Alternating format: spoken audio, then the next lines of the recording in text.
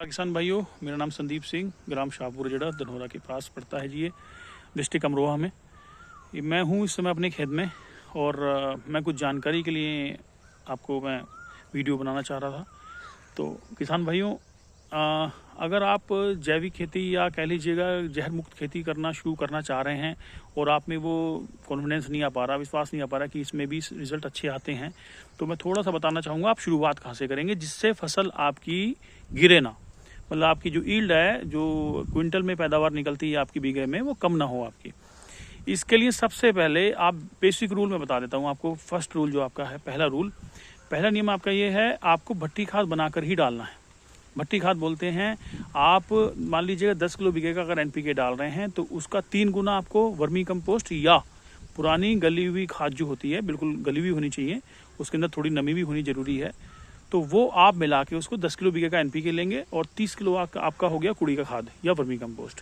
वो मिला के आप उसको एयर टाइट रखेंगे, कट्टे में रख देंगे। आप मिलाने के बाद में उसको नमी उसमें होनी ज़रूरी है और नमी ज़्यादा नहीं हो उसमें, मतलब इतना कि आप अगर उसको हाथ में पकड़ के दबाएं तो हल्का सा पसेवे हाथ में आपके आना जरूरी है, थोड़ा सा, ठीक है।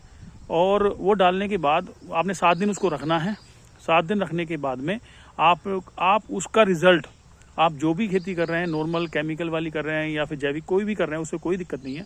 आप केमिकल वाली करिएगा, आप इस तरह से डालिएगा खेत में, खेत के एक कोने में, और बाकी जो भी आप डालना चाह रहे हैं, जिस हिसाब से डालना चाह रहे हैं वो डालिएगा और इसका रिजल्ट देखिएगा और उसके रिजल्ट में देखिएगा। अगर आपको ज़मीन आसमान का फ़र्क नहीं मिलता है तब आप मुझसे कह सकते हैं कि हाँ जी ज़मीन आसमान का फ़र्क नहीं है।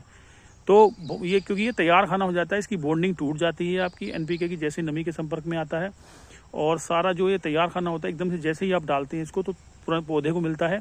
ज़मीन में फिक्स कम होता है ये, और लगभग 60 से 70% तक पौधे को मिल जाता है। नॉर्मल तरीके से जो आप एनपीके डाई यूरिया डाल रहे हैं वो आपकी ज़मीन में 60% तक फिक्स हो जाता है, आपका 30-40% ही पौधे को मिल पाता है। तो इसके पीछे का साइंस ये है और कुछ अलग से कुछ नहीं है। बाकी मैं वीडियोस भी डालता रहूँगा जिससे आपको बेहतर ये बता सकूँ कि ईल्ड कैसे निकलती है, और वो भी नेचुरल और जैविक तरीके से। इसमें कोई केमिकल वगैरह का मैं नहीं बताऊंगा आपको, क्योंकि मैंने अपने खेतों में लिया है तो मैं वही बताऊंगा आपको जो पॉसिबल हो पाया है। दूसरे खेतों में भी, आपके खेत में भी वही होगा रिजल्ट, आप देखिएगा ज़रूर। धन्यवाद।